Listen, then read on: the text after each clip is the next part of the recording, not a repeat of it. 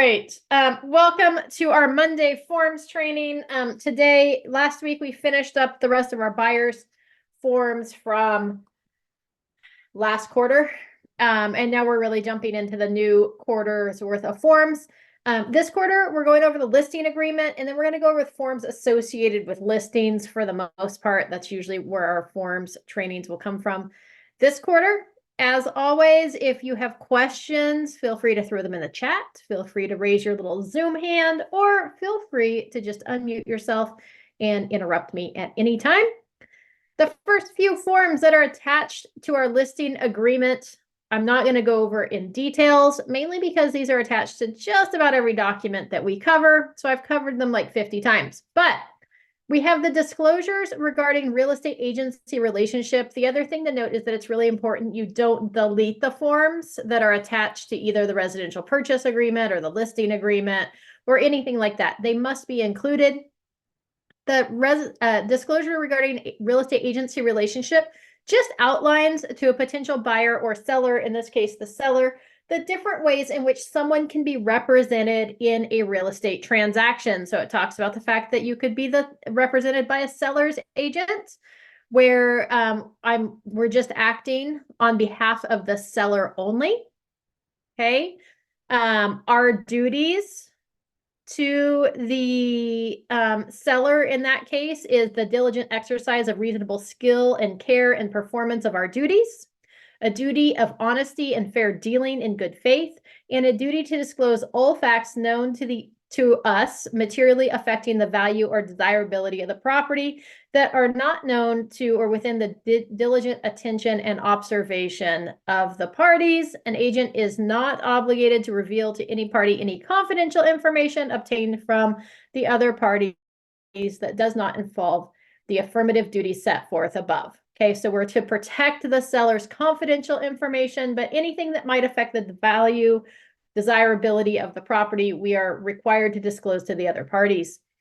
Okay, you might be represented by a buyer's agent only, right? Where I just represent the buyer, I'm not representing the seller. It says that I could receive compensation from all parties, so it puts that in there. And then, of course, my duties to the buyer would be the same as my duties to the seller. Okay.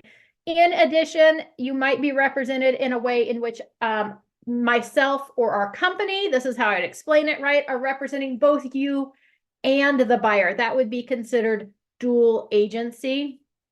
In that case, all the same duties apply to each other, but we have to keep confidential information confidential. And this is also a good place where I go into with my clients the fact that I will not represent both the buyer and the seller in a transaction. That if we have a buyer that would like to come purchase your home, we will refer that buyer to another agent in our office. For me, it usually goes to Shannon, so that we have that degree of separation. I am able to look out for your best interest. She's going to look out for the best interests of the buyer. And that way there's never any gray area or concern that we're not looking out for your best interest. However, because it's still two agents in our office, it's still considered dual agency. So just so you kind of know how that works. So I like to outline that to my buyers or my sellers there, just the different types of ways they can be represented. And then it goes over their responsibilities. I'm not worried about that. So we just move on. On this one, you want to make sure you check it's the listing agreement. So you check the box for seller. You'd fill out your seller's name here. In this case, it's seller 1 and seller 2. In addition, you're going to fill out the brokerage name on the next line. The brokerage license number, not yours, but the brokerage license number goes on that first one. And then on the buy line, you're going to put your name and then your license number. So that's how to complete the AD disclosure, the disclosure regarding real estate agency relationships. The second page of that form is just all the legal jargon that goes into the first page of that form. Okay. The next one is the Fair Housing and Discrimination Advisory. I'm not allowed to discriminate based on any of the protected classes.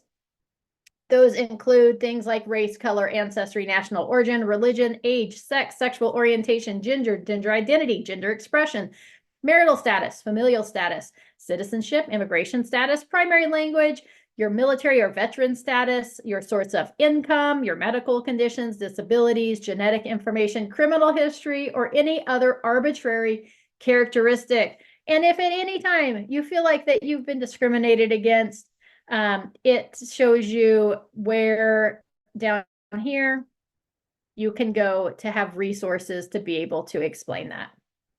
So that's the Fair Housing Discrimination Advisory. Okay, not only am I not allowed to discriminate, but also they're not allowed to discriminate on potential buyers based on any of those classes as they're looking at offers, just to be careful. Okay, that might also be a good place to insert in. Sometimes buyers submit buyer love letters for the properties as part of our listing agreement. It's going to instruct me that you don't want me to present those to you. And the reason that we have it set up that way is that sometimes buyers include photos, personal information about themselves that might fall underneath one of these protected classes. And if you chose one buyer over another based on the personal information that you saw in that letter, it may be considered discrimination. And a buyer whose offer you didn't choose may file a complaint against you. And we don't want that to happen. So if a buyer does submit a letter to you as part of their offer, I will let you know that it exists, but I would recommend that we do not read those until we've made a decision on which offer we're going to move forward with. Does that make sense? And the buyer or the seller's going to be like, oh yeah, that totally makes sense. I don't want to get in trouble for discrimination. Okay, any questions about the Fair Housing and Discrimination Advisory? All right. The next form is that possible representation of more than one buyer or seller disclosure and consent. This just says, Mr. Seller, that I may have multiple houses for sale all at the same time. I may also be working with more than one buyer at the same time. My goal here is to present the houses that match my buyer's criteria to each and every buyer and provide them the opportunity to be able to see those houses, equal opportunity, as well as make sure that my buyers know of all houses that are available to them on the market, not just my listings. So your listing is going to receive the same care and diligence in marketing as every other listing that I have. Okay, so that's your disclosure and consent of more than one buyer or seller. Ta-da. All right, wire fraud and electronic funds transfer advisory. If you receive a notice to wire funds to a title company, to me, to somebody else as part of this transaction, please, number one, check with me first and make sure that you should be wiring funds. Number two, we're going to have you verify that information with the party in which the funds are supposed to be wired to. And we're not going to have you call the direct number on whatever the form is that you received. I'm actually going to have you Google that phone number, pull up their office number, and call them directly to make sure that it's not a fictitious number listed on the wiring instructions. So just make sure that you don't just wire funds nilly-willy out there into the universe. And they're gonna be like, oh, perfect. Thanks for that notification. All right, then by the time we get to page 7, we finally made it to the listing agreement. Does anybody have questions about any of the forms that we've talked about so far? All right, moving right along, the residential listing agreement. Number one, you're going to put a date up here in the upper left-hand corner of the first page. Any document that now references that residential listing agreement is going to reference that date as well. You're going to put in the seller's names here on line 1. The seller hereby employs and grants. Here's where you're going to put the brokerage right there. You need to have a beginning date and an ending date in order for this listing agreement to be enforceable and valid. So it's usually going to be today's date. And then there's lots of different theories and thoughts behind the expiration date. There is no one wrong or right answer. However, I would make sure as soon as you get that listing agreement back that you put that expiration date on your calendar and put a notification to pop up a week before the notification to extend that listing agreement. But some people do it 3 months, some people do it 6 months, some people, and usually, so if it was me, this is April, I'd go May, June, July, August, September, October. I'd probably go October because I like 6 months. It kind of depends on the market too. I mean, if the market were to like way slow down where properties are sitting on the market longer than that, then we may need to revisit that. And then I usually do it like the last day of that month. So I wouldn't go like April 27th to October 22nd. I'd go April 22nd to October 31st. That way all my listing agreements expire at the end of the month. Some people say, oh, well, I either put an expiration date of June or December on there so that I only have 2 months on which my listings expire. It's really easy to keep track of. Again, no wrong or right answer. Do whatever you want. It's your business. Again, I would, once this listing agreement is signed, I should go to October 31st on my calendar, put 123 Sample Street expires today. And then I put a notification for about a week in advance to make me aware that it was getting ready to expire so I can get that extension signed or cancellation. All right, that's the listing period. The exclusive and irrevocable right to sell or exchange real property described as, this is where you're going to put in the full property address. Okay, the number, the street name, the suffix goes here.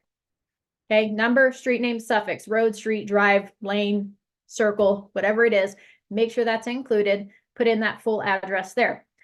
This is also, well, let me finish this paragraph and then I'll zip back up to the top.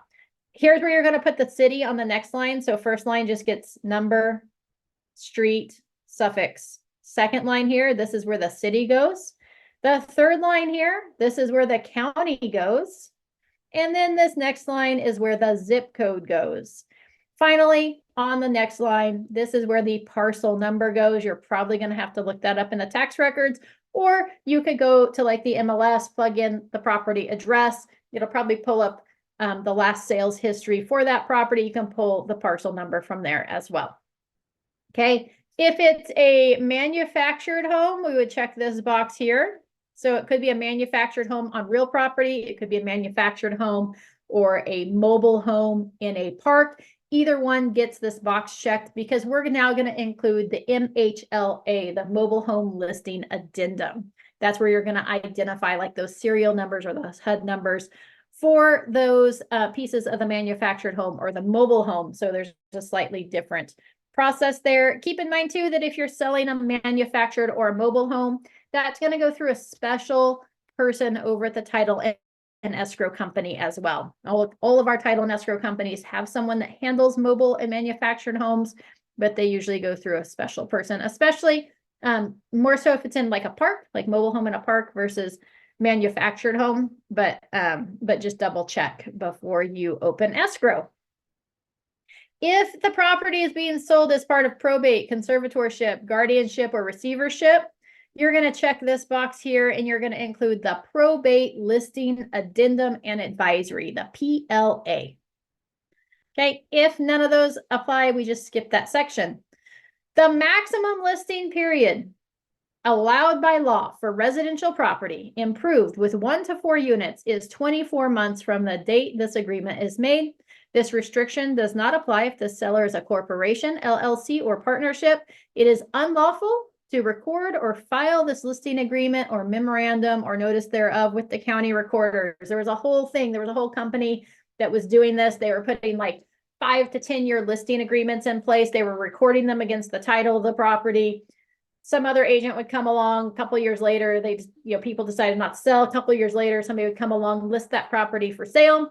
They'd open escrow on the property, and magically this would show up on title that they were not going to get paid for the sale of this property, that it would need to go to another company. So we're not allowed to do that. And then it must expire within 24 months of the execution date.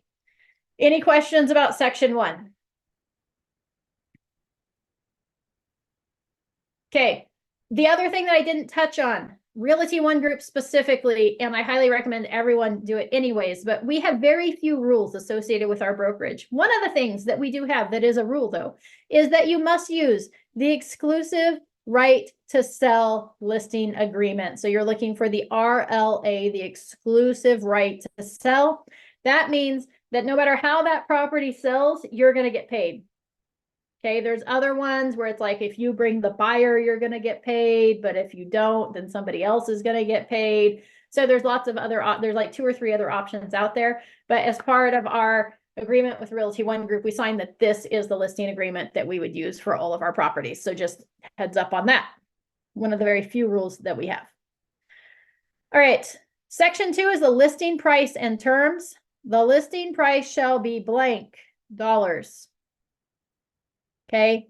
It's a good idea not to show up to the listing appointment with this filled in, because as part of my listing, I always present the market conditions advisory document, which states that ultimately it's the seller's decision on what they choose to list that property at. So if I'm showing up to a listing appointment, we're not filling this out yet because we're going to make that decision sitting at their house of what we're going to list that property for. So I highly recommend not filling this in. If you've already met with the seller, you've had that discussion with them, you guys have come to an agreement on what the list price is, you're going to send it out through DocuSign, then fill it out and send it on its way. But this is where you would put the listing price. You put in the dollar amount there, it's going to fill in the words on that top line. So it does it for you. So you just have to do the easy work. It does the hard work. B are the listing terms. So are there any other terms in which need to go along with this? One of the things that I use here is my add a clause, my personal listing price review. I'm going to hit insert. If it's not going to go on the market right away, then I always put listing price to be reviewed within 10 days of the on market date.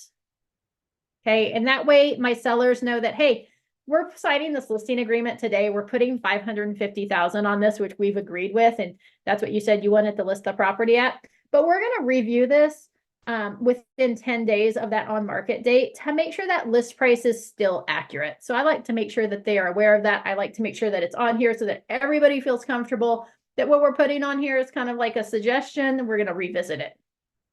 Okay. Section 3. Any questions about section 1 or 2 before we move on to section 3?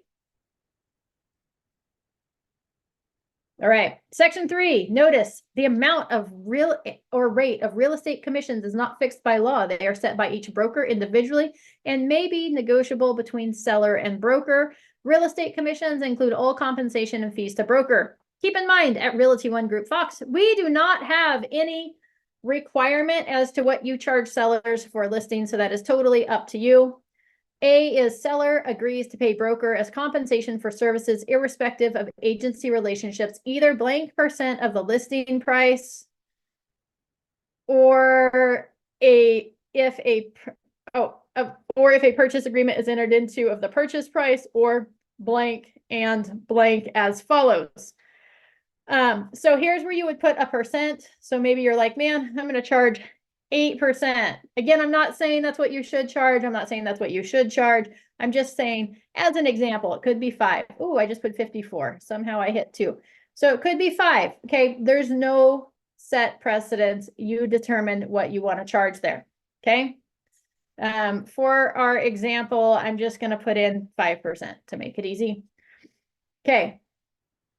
Or blank. This is where instead of a %, maybe we're going to charge a flat fee. Maybe we're saying, hey, we're going to charge $10,000 for listing your property. Okay. So a flat rate can go in there. So you're going to choose either a % or a flat rate and not both.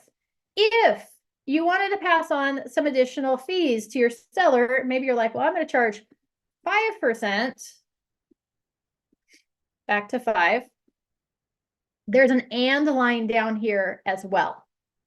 Okay, so you might charge 5% and $1,200. Maybe that's your marketing expense. Maybe that's your whatever.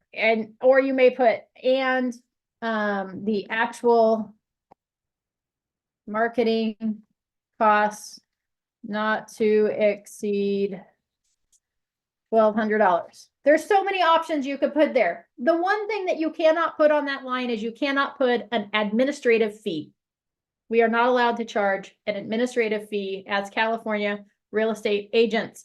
Don't ask me why. You can call it lots of other things. It might be an admin fee, but don't call it that. So there we go. Okay, so there's so many options there. Anastasia, who came and left. Oh, no, it's Deborah. Asked if there are any other examples of what might go in the listing terms. You know, I've put other things in there, Deborah, and right now my mind is drawing a blank. Maybe it's further down. We would check if it's going to be contingent on the purchase of replacement property. So sometimes we used to use that before they gave us that option further down. It may be that Let's see here. Amy, I have a question. Yes. Okay. So I'm in a situation right now where we're discussing, we're pretty much close to a percentage, right? How much I'm going to charge them. Okay. But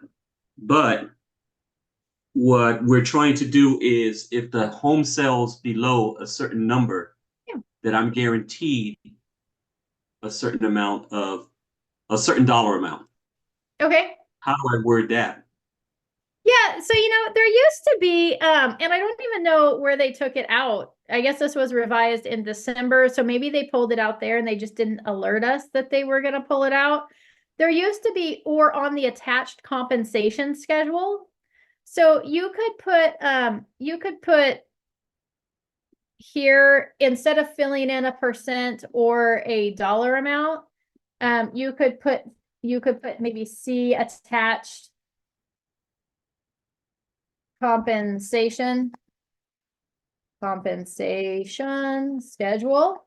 And then you could do an addendum to or just an attached list of, hey, if it sells for, below 300,000, I'm due X. If it sells from 300 to 350, then it's 2.5%. If it sells from 350 to 400, then I get a bonus of, an extra 0.5%, so you could do something like that. So you could spell it out on a separate form. That would be the easiest way to do it.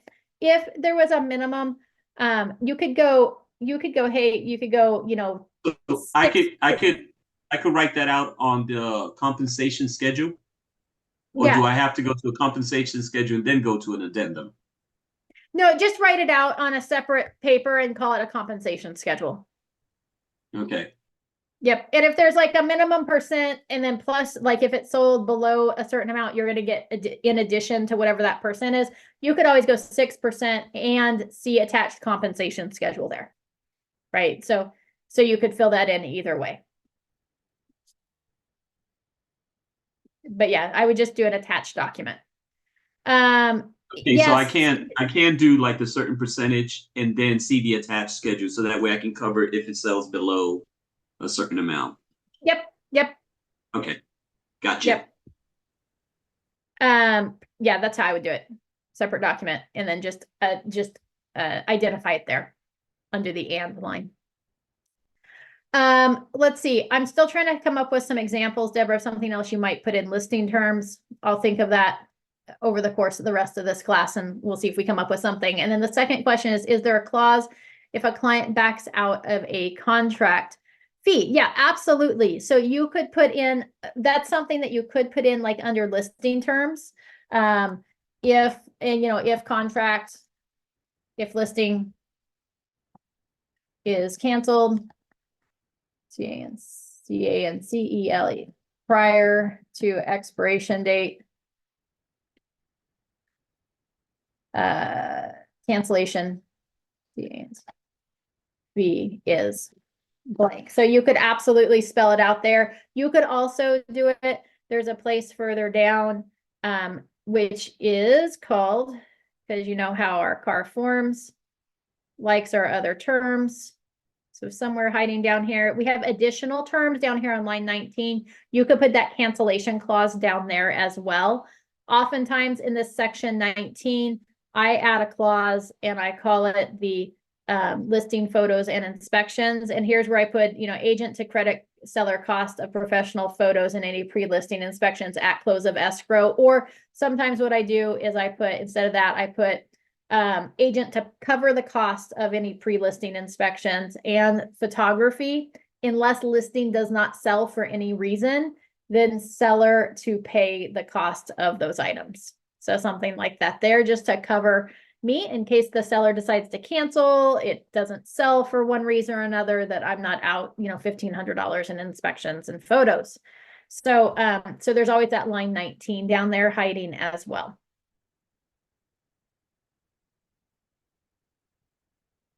Oops, I went too far. All right, back to the listing agreement. So you could do percent and see attached compensation schedule. Like I said, there used to be a little box you could check. And this is the terms in which you get paid.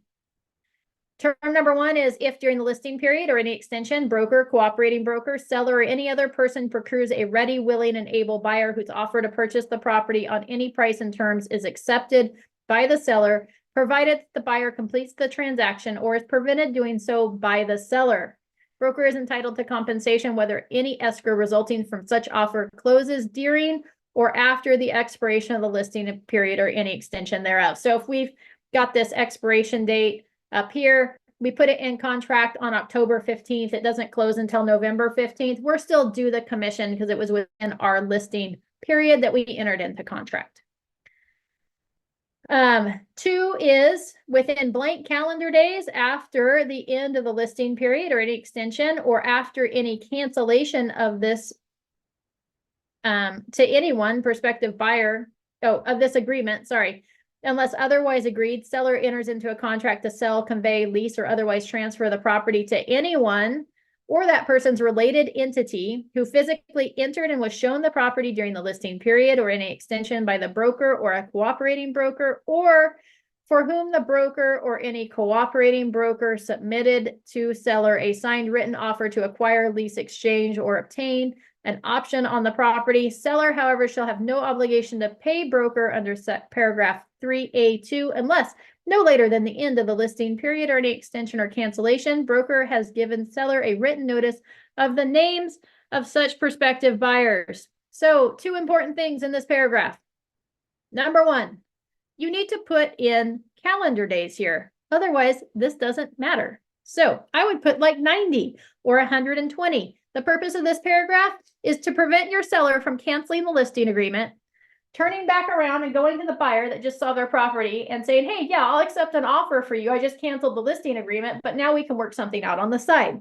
Okay, we don't want our sellers doing that, just like we don't want our buyers doing that. So this prevents them after the end of the listing period or the cancellation, that 90-day period. If it was somebody who saw the house during the listing period or somebody who wrote an offer previously on the house, you're still due the commission, even after the cancellation. Now, the caveat to that is that you need to give the seller a written notice of such prospective buyers. And you're going to be like, Amy, I have no idea who the buyers were that saw the property, because when I scheduled the showings with the buyer's agents, I just have the buyer's agent's information. That's probably going to be a problem. You need to go back and get a list from the people that showed that property. Good thing we use Supra iBoxes that register everybody that saw the property, and make sure we have a list of prospective buyers that saw the property, and especially those that maybe wrote offers that the seller decided not to accept. Make sure that we provide that list to the seller.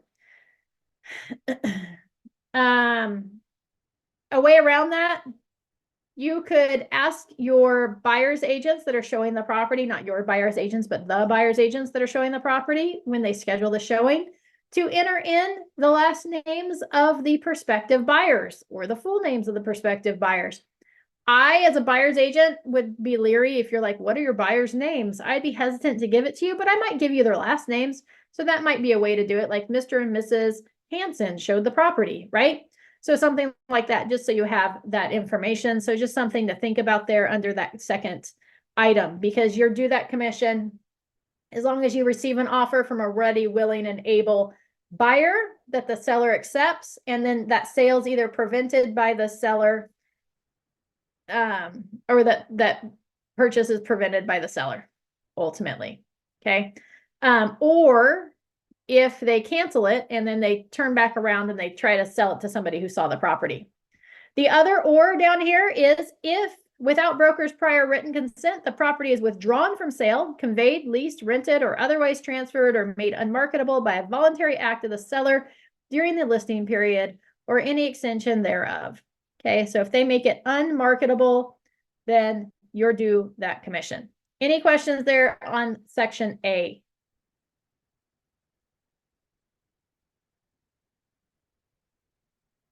Okay. Section B is if the completion of the sale is prevented by a party to the transaction other than the seller, then the compensation which otherwise would have been earned in paragraph 3A shall be payable only if and when the seller collects damages by suit, arbitration, settlement, or otherwise, and then in an amount equal or lesser of 1/2 of the damages recovered or the above compensation after first deducting title and escrow expenses and the expenses of collection, if any. Okay, so I mean, well, anyways, so there, if the buyer prevents the sale of the property, seller takes them to court, then you're technically due any up to half of the damages recovered or the above compensation. Okay, not to exceed, right? So would that apply to the deposit? Potentially, right? So if the buyer prevented the sale of the property, seller retained their deposit, could you be due half of that deposit? Especially if the seller decides not to move forward with selling the property? Potentially, but you should seek legal counsel. Just something to keep in mind there under Section B. In addition, seller agrees to pay broker blank. That might be a good place to throw that cancellation fee, Deborah, is right there under Section C. In fact, here we're going to take this, we're going to go copy, and we can go down here. Oops, I just skipped it. There, pay the broker. If listing is canceled prior to expiration date, cancellation fee is blank. That's a great place to put that cancellation fee. I do know agents that do charge cancellation fees, and I think there's something to that. It's the same idea as what I do if the listing fails to sell, that they cover the cost of the photos and inspections. So same idea there. D is seller has been advised of broker's policy regarding cooperation with and the amount of compensation offered to other brokers. This is the really important paragraph right now, guys. D. Broker is authorized to cooperate with and compensate brokers participating through the multiple listing service by offering to MLS brokers out of broker's compensation specified in paragraph 3A, either blank % of the purchase price or blank. So that's where you can do a % or a flat rate. Okay. So remember, it might be better when we go into our listing appointments these days where you say, I charge 3% to list a property or whatever that is. Again, there's no fixed number there. It's totally up to you, whatever you want to work for on that listing, whatever you're going to say you charge. Okay. I'm just using 3% as an example. I charge 3% to list a property. In addition to that, it might be in your best interest to decide to offer compensation to a buyer's agent.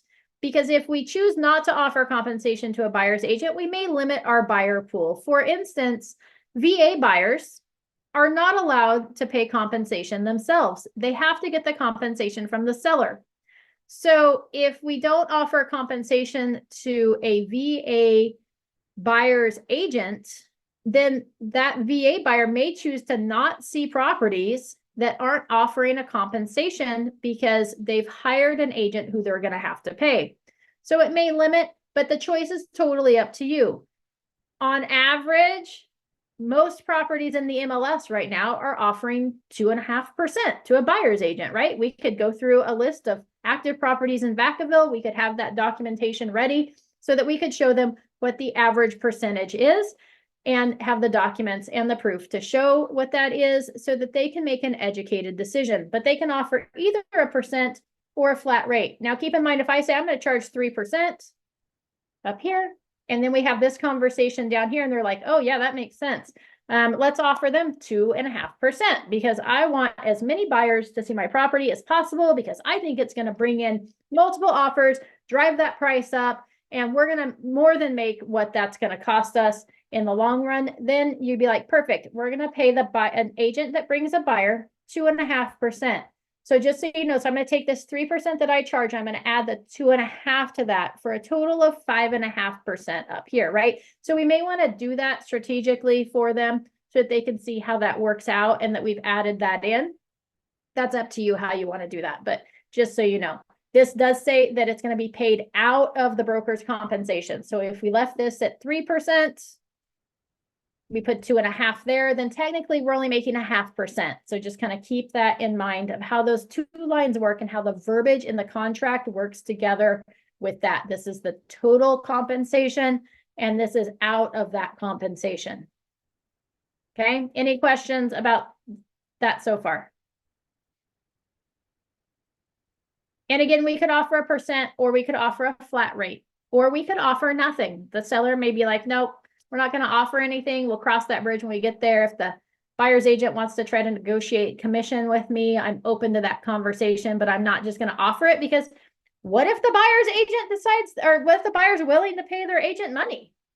I don't want to pay anything. So we'll cross that bridge when we get there. Right? So we could do that as well. Totally up to you. Broker is authorized to cooperate with and compensate brokers operating outside of the MLS as per broker's policy. We talked about that, I think it was last week or the week before. We have the, if it's not a reciprocal MLS or a member of the MLS, we're technically not required to pay them anything. This is reciprocating MLS. But we have the confirmation of commission form or compensation form that we use for that to verify the compensation being offered. So this is just saying that, hey, we can cooperate and compensate brokers outside of our primary MLS. Okay, E, seller hereby irrevocably assigns broker the above compensation from seller's funds and proceeds in escrow. Broker may submit this agreement as instructions to compensate broker pursuant to paragraph 3A to any escrow regarding the property. Seller represents that seller has not previously entered into a listing agreement with another brokerage regarding the property unless as specified as follows. So good question to ask seller. Seller, you haven't previously listed your property for sale or signed anything with any other agent to list your property, have you? Right? Important question. If they did, you're going to list it out there. Seller warrants that the seller has no obligation to pay compensation to any other brokerage regarding the property unless the property is transferred to any of the following individuals and entities. This is going to come into play if they had a previous listing agreement and section up here, A2, has been completed and they were provided a list of potential buyers that saw the property during the original listing period. This comes more into effect when it comes to like in section F. You'll see it more on like expired listings or something like that. Listings that were previously active. Okay. We want to make sure we could say on attached list, and then we get that list from the seller. We attach it. If any of those people come to buy it, then we're not due a commission. We also probably want to check whether we're going to represent them in that sale. If the property is sold to anyone listed above during the time the seller is obligated to compensate another broker, broker is not entitled to compensation under this agreement, and broker is not obligated to represent the seller in such transaction. Remember, we may want to decide whether we're going to represent them in that sale or hand it off to the other broker that is getting compensated for that transaction. Any questions on page 1 of the RLA?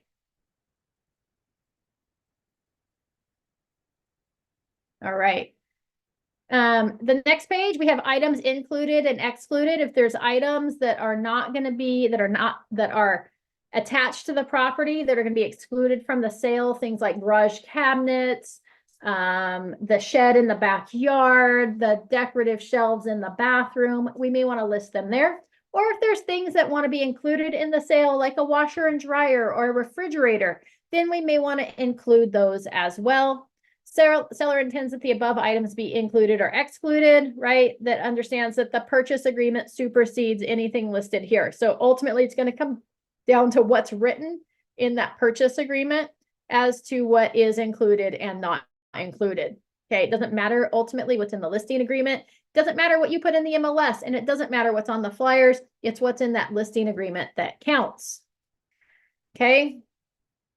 So we are not responsible for, nor do we guarantee the above exclusions or inclusions will be on the purchase agreement.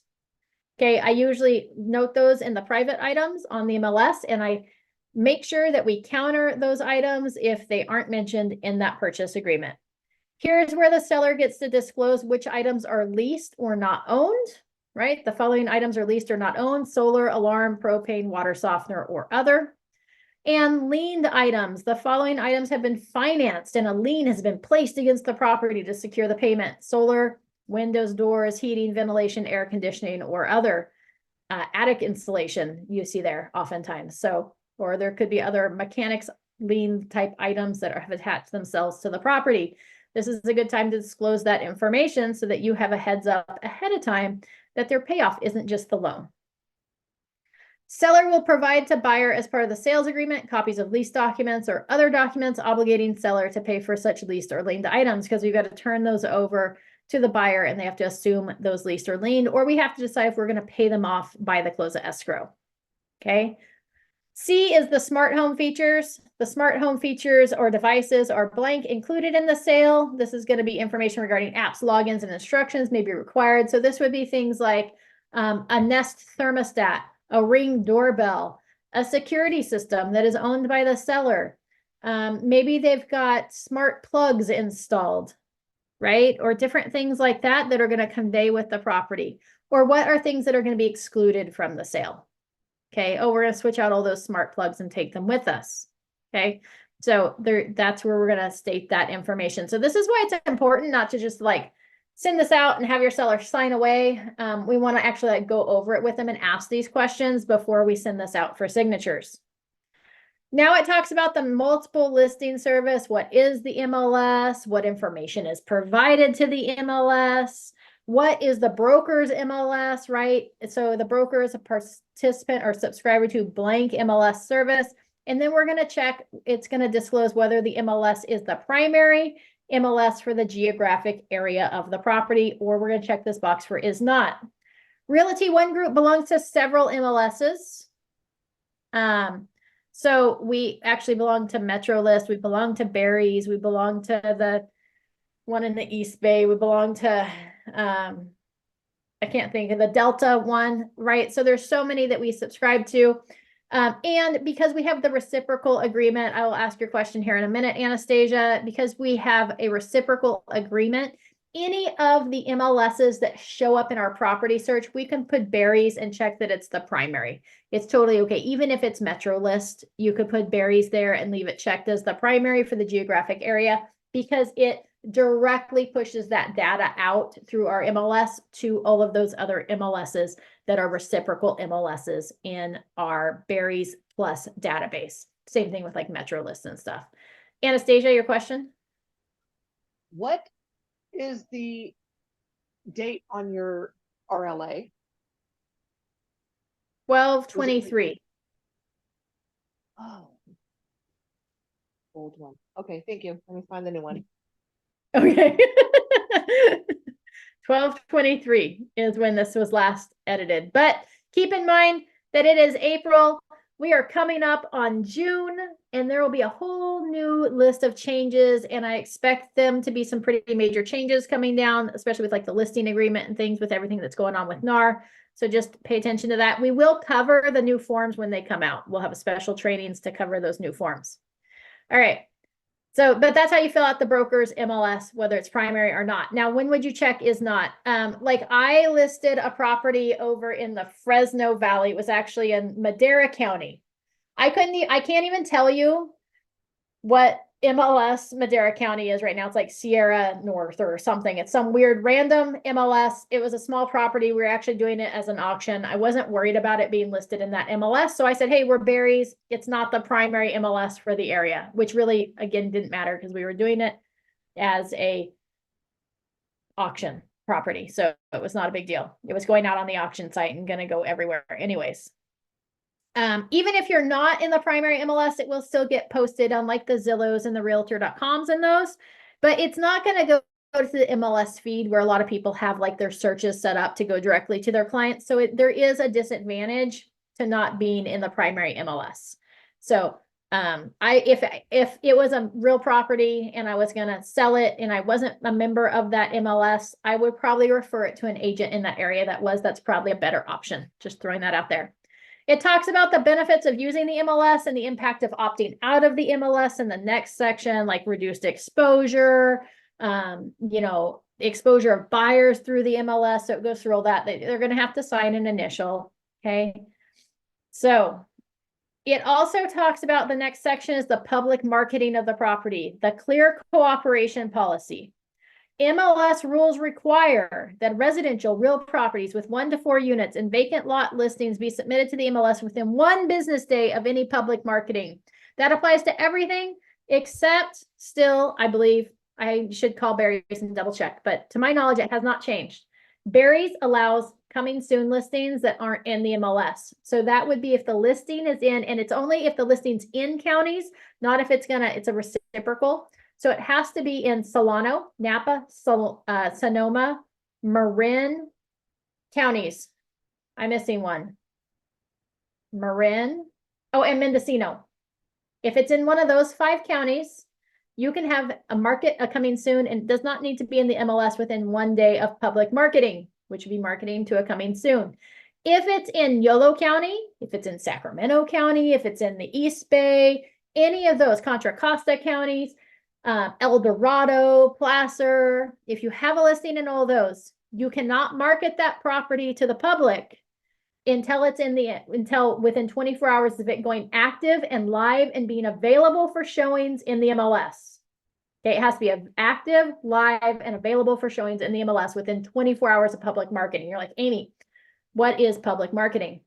A for sale sign in the yard, a social media post, a ad, a mailer going out, advertising open houses. Those are all public marketing. You can market it to the agents in our specific office because that's within our brokerage. That's not considered public marketing, nor is it considered public marketing to share it with your direct clients. So like your database. Okay, so agents in our office or database is where you can share it. Anything outside of that is considered public marketing, from signs in yards to anything like that. Okay. So if you're in Barry's, we're going to check this box here. Does not require, see paragraph 7F. So we're just going to skip to the rest down here to 7F. And we're going to check this box as well. Clear cooperation policy does not apply. Paragraph 7A, other than language in parentheses 7B, D, and E do not apply to this listing. Broker shall disclose to seller and obtain seller's consent for any instructions not to market the property on the MLS or to the public. If we're checking that box, it's not going on the market right away. We want to fill out and do a SELM form, a seller exclusion from the multiple listing service, as well as you have to log into Barry still. On that first page, it's going to say important links. You're going to click on the box for exclude a listing, and you're going to walk through that process to exclude the listing from the MLS. Otherwise, what's going to happen is you don't do that. When you put that property into the MLS to list, Barry's is going to send you a nasty gram email saying, please send us the exclusion form because your listing agreement was this date here, April 22nd, and your on market date was May 1st, and we need proof that the seller told you not to put it in the MLS until then. Okay, so there you go. If you put it in the MLS as a coming soon, then they don't worry about that. Okay, but otherwise we need a SELM form. If we're not in the Barry's area, then we're going to follow the rest of these instructions. Public marketing within clear cooperation. This includes, but it's not limited to, flyers displayed in windows, yard signs, digital marketing, public-facing websites, brokerage website displays, digital communications, email blasts, multi-brokerage listing sharing networks, marketing to closed or private listing clubs or groups, and applications available to the general public. Public marketing does not include office exclusive listing, where there's a direct promotion between the listing between brokers and licensees affiliated with the brokerage, and one-to-one promotion between these licensees and their clients. Okay, coming soon, status impact of marketing, days on market. Is it going to be listed as a coming soon or not? Here's where you would say does not authorize the broker to market as coming soon. Now, keep in mind that if you're outside Barry's, you can't market it as coming soon except to the people it listed up here under B. B2. Seller instructs the broker. MLS may require car form, SELM or local equivalent form. Seller instructs broker to market the property to the public and to start marketing the property beginning on the date of this agreement or blank. So this is if we weren't going to list the property until May 2nd, we would put it there. We would still do the SELM, the exclusion form, so that we had that in writing as well, because the MLS requires it. Or seller instructs broker to not market the property to the public. Seller understands that no public marketing will occur, and the scope of the marketing that will occur will consist only of direct one-on-one promotion between brokers and licensees affiliated with the listing brokerage and the respective client. So if we're never going to list that property in the MLS, we check box 2. If we're going to market it and we have no idea what that on market date is, maybe they're having a bunch of work done to the property, it's going to be sometime in the future, we have 2 options. Number 1 is, it's called pick a date. throw a date on that contract. Let's say, oh, I think it's going to take a month. We're going to throw that on there. We can always do a modification of terms to change the on-market date, or we can check this box here and say, hey, we're not going to market the property to the public. It's not going on the market. And then we'll just do a modification form to change that and say property to begin being marketed on the MLS to the public on blank date. So you could go either route there. I prefer to put a date in there because then it gives the seller like a target date to aim for. It kind of holds their feet to the fire that, oh, it's on that contract I signed. Versus like, oh, we'll get to it when we get to it. But those are your two options. And again, that modification of terms form, it can change anything. Any questions there on that section?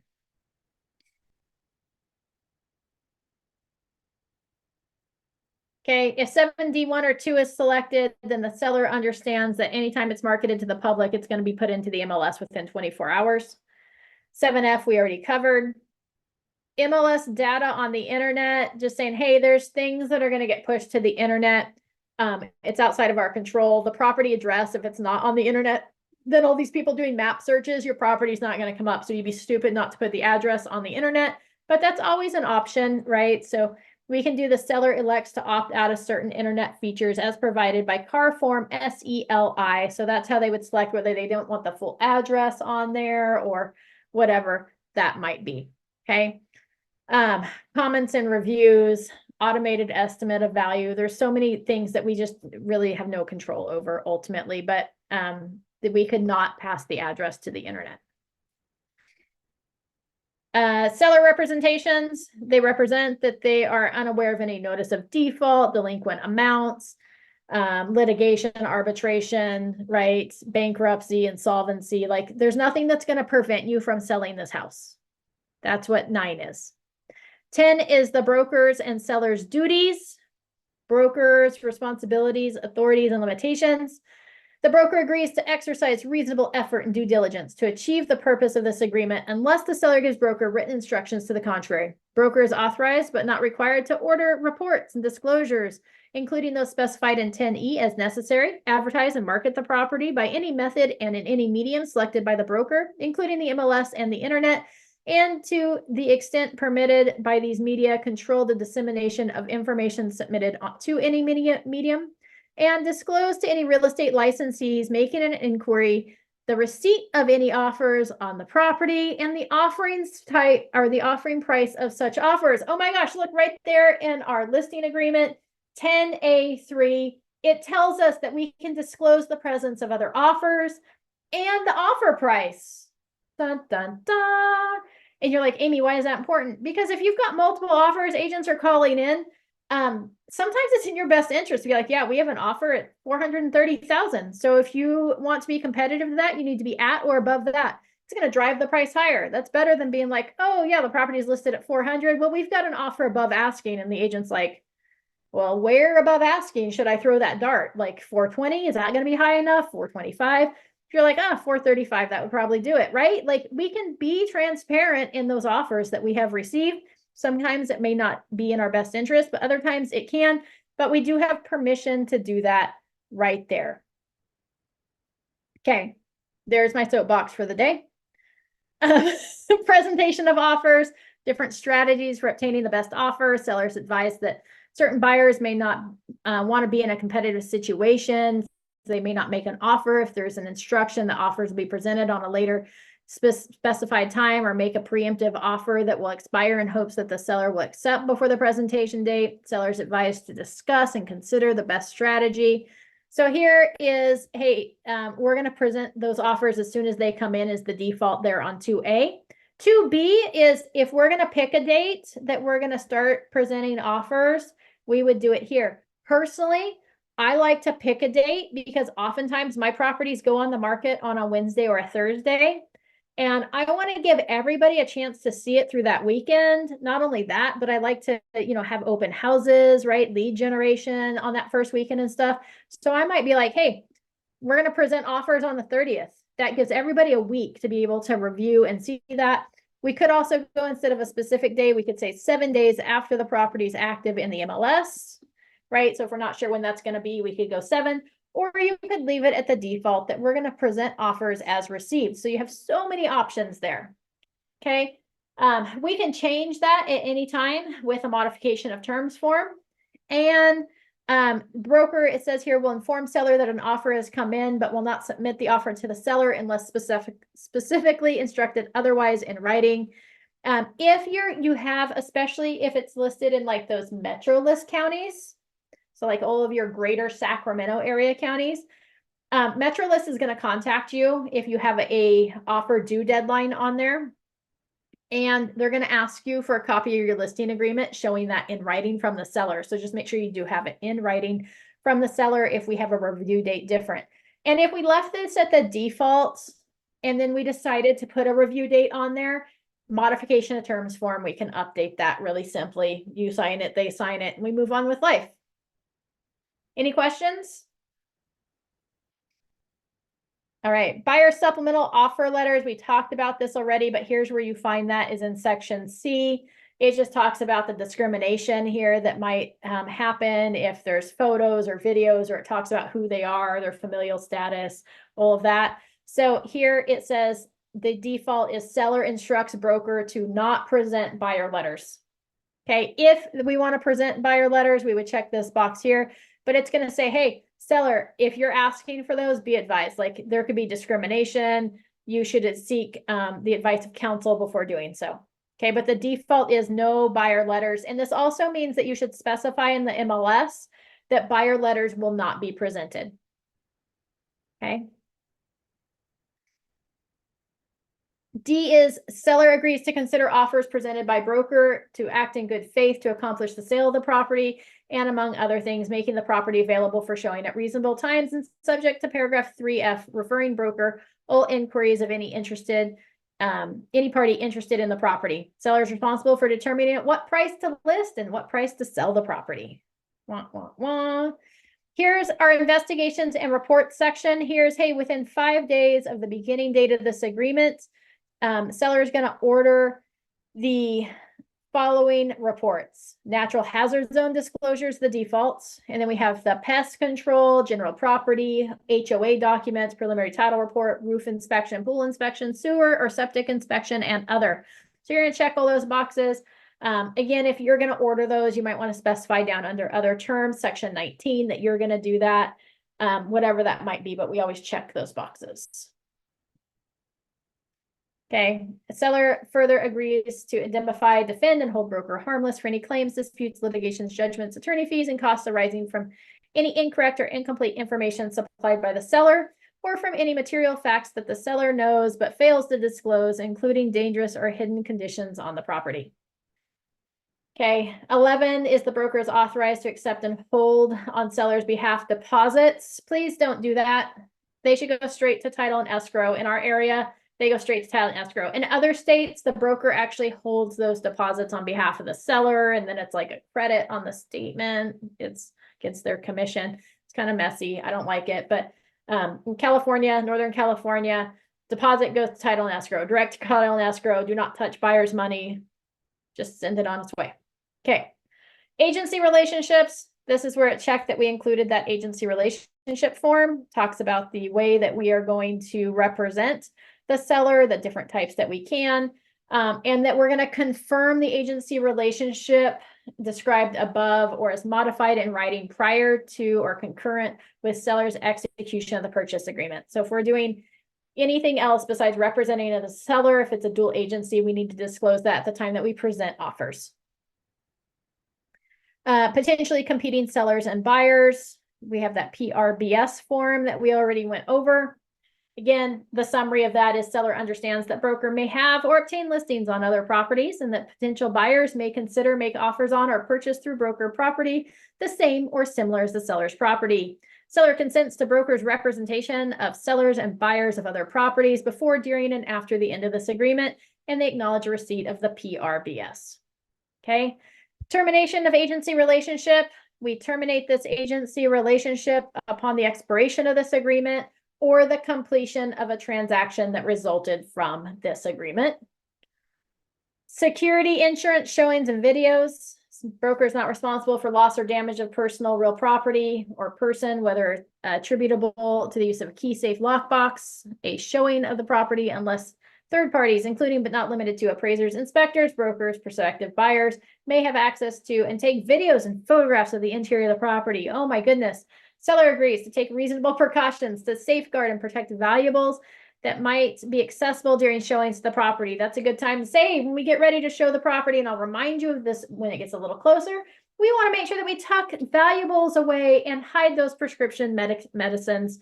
And I highly recommend not just sticking them in the top drawer of your dresser, put them in the second or third drawer down, just to make sure they're secured and out of the way, or just put them in a box and have that box that you take with you if you've got some real valuable items, so that they're not in the house as people are seeing it. I usually reiterate to a seller that I've never lost any seller's belongings up to this point, and I would like to continue that track record, but I always encourage them to be safe. Let's see here. That's 12:03. All right. Let's see, brokers' websites. Oh, we were up here. That's why. The seller should take reasonable precautions, right? That it might be accessible during showings of the property, and to obtain insurance to protect against these risks. Broker does not maintain, they should have like homeowners insurance, right? Covers against theft or injury, right? Obtain insurance to protect. We do not maintain insurance for that purposes. Okay. And that persons visiting the property may not be aware that they could be recorded by audio visual devices installed by the seller, such as nanny cams or hidden security cameras. It's always good when we have a listing to go ahead and just post on the door or right inside the door that there's a possible existence of security devices, because most homes these days have like the Alexas, Ring doorbells, like somewhere in there, there's a video recording device, I promise. So it's always a good idea to go ahead and post that.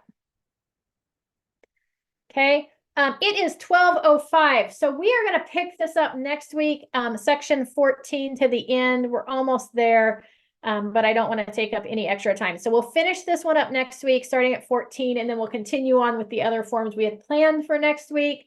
Does anybody have any questions before we finish up today? I do. Yes. Is it legal for the sellers to eavesdrop on, like, if they have recording in the house? Is it legal for them to listen? It's not illegal for them to listen in on their Ring cameras or whatever. I try to get my sellers to not do that because they get very upset very easily. But number one, you should always post that there are recording devices potentially present in the property, and try to get your sellers not to. But no, it's not illegal. I mean, they couldn't like take that footage and use it in a court case against them because but they can listen in on what they're selling. It's also why when I'm showing properties, I try to make sure that the buyers are aware that they could be recorded or sellers could be listening, and that we should have conversations, out by the curb or at the next property. Okay. Yep. Cool beans. Yep.